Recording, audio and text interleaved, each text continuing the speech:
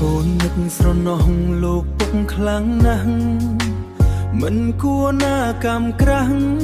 ធ្លាក់លើគ្រួសារខ្ញុំលោកពុកស្លាប់ទៅម៉ែទួញសោកយំរួងបៀបទុកក្រៀមក្រំជាមួយកូន5នាក់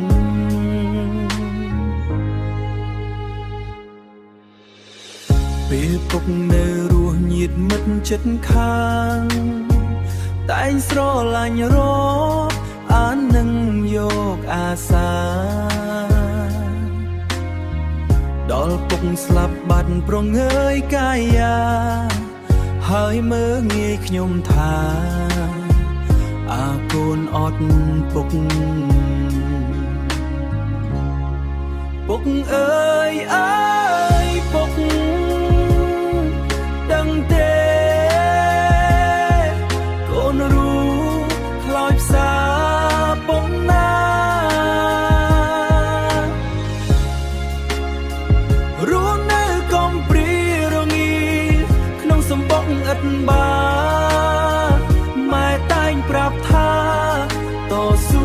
ឡើងកូនប្រុស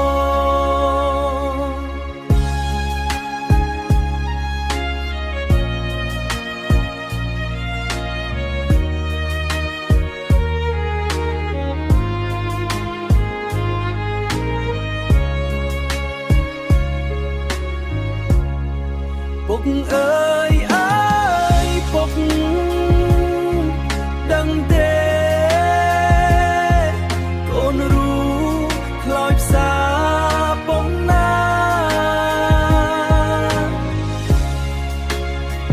រស់នៅកំព្រារងាក្នុងសំបុកឥតបាម៉ែតែងប្រាប់ថាតស៊ូ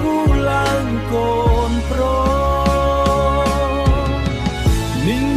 ជីវិតសំបុកឥតបា